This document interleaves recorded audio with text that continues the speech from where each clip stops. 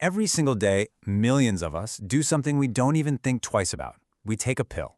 And we do it with this unspoken trust that it's safe, that it's going to do what it's supposed to.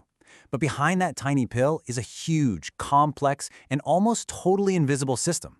So today, let's pull back the curtain and see how it all works. So let's start right there. Think about it. You've got a headache, you pop a pain reliever. How do you actually know it has the right ingredient, at the right dose, and that there's nothing else in there? How are you sure it wasn't made in some dirty facility or got mixed up with another drug? Well, the answer isn't just crossing your fingers and hoping for the best. That trust you have, it is absolutely earned. It's the end result of a massive system built on one single idea. Safety by design, not by accident. So where does this whole thing start? Well, it starts at the very, very top, with a philosophy. To really get your head around this, it helps to picture a pyramid. Right at the very top, before anyone even orders an ingredient or flips a switch on a machine, there's this big picture philosophy that guides every single decision down the line. And this philosophy, it has a name. It's called quality management. Really, you can think of it as a promise, a formal commitment made by the top brass that quality is everything. It's not a department, it's the core mission of the entire company. And that promise is the foundation for everything, and I mean everything that follows. So here's how that top-level philosophy actually turns into action.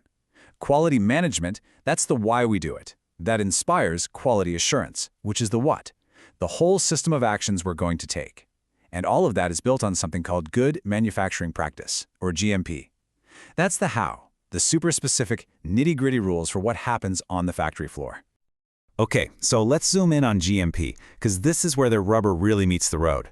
All of these hundreds and hundreds of rules and procedures, they're really all designed to stop two main and potentially catastrophic kinds of dangers.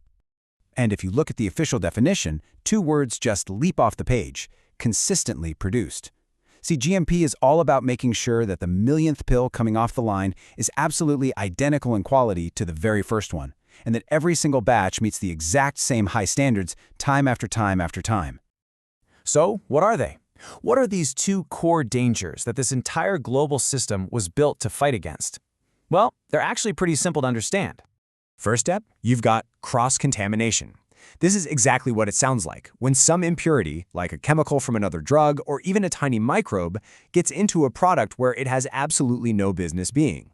The second one is mix-ups. This is pure human error, grabbing the wrong ingredient or, way more often, just slapping the wrong label on a bottle. Either one of these could turn a medicine that helps into something that hurts. All right, so how do you actually fight those dangers? The whole GMP system is really built on a few key pillars.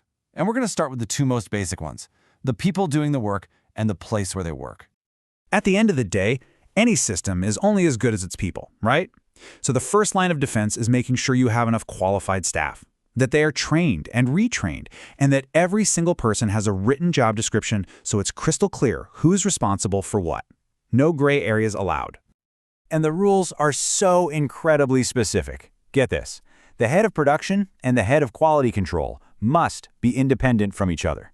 That's to create a check and balance. Training is constant. Some people even need regular eye exams to do their job right. And, of course, to stop any chance of contamination, absolutely no smoking, eating, or drinking in production areas. Period. Now, just as important as the people is the place itself. The second pillar is the facility. A pharmaceutical factory isn't just a big building with equipment in it. It's an active tool in the quality process, designed from the ground up to prevent contamination. And the level of detail here is just wild. Walls, floors, ceilings, they all have to be perfectly smooth, with no cracks, so there's literally nowhere for dust or germs to hide. The air is filtered constantly, with controlled temperature and humidity. Even the drains are specially designed so nothing can flow backwards. And for really sensitive stuff like penicillin, you need a completely separate, self-contained building, no exceptions. Okay, so we've got the right people in the right place. The third pillar is the one that ties it all together, the one that makes the entire system traceable and accountable. And that is documentation, the paper trail. There is a golden rule in pharmaceutical manufacturing, and this is it. Every single thing you do, from checking in a raw material, to calibrating a scale, to cleaning a room, it has to be written down. Because if there's no record, then as far as the system is concerned, it never, ever happened. Now, there are two key documents at the very heart of this paper trail, and the easiest way to think about them is with an analogy. The master formula? That's the master cookbook, the one perfect, authorized recipe that never changes. The batch record, on the other hand, is like the diary you keep for one specific time you cooked that recipe.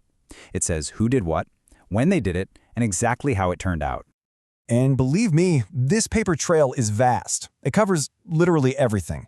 There are specs for every single ingredient, standard operating procedures for every task, maintenance logs for every machine, and distribution records that can trace one single bottle all the way from the factory floor to your local pharmacy.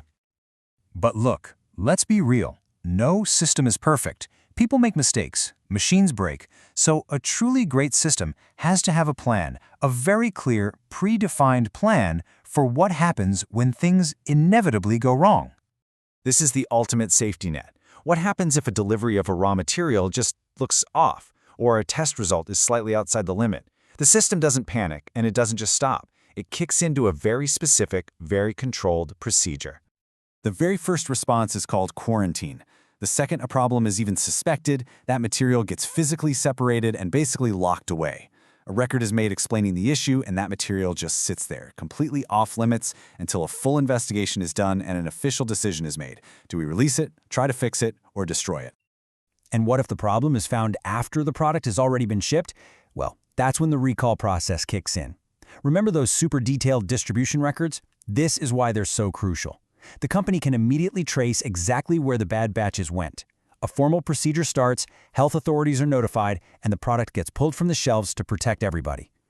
So the next time you look at that simple little pill, just remember, it is not simple at all. It's the physical proof of a huge, coordinated system of trust, one that's built not on wishful thinking, but on hard rules, detailed records, and an unbelievable amount of rigor. It really makes you think, doesn't it? From the food we buy at the grocery store to the code that keeps our bank accounts safe, what other invisible systems of trust are out there, quietly working in the background, that we rely on every single day without even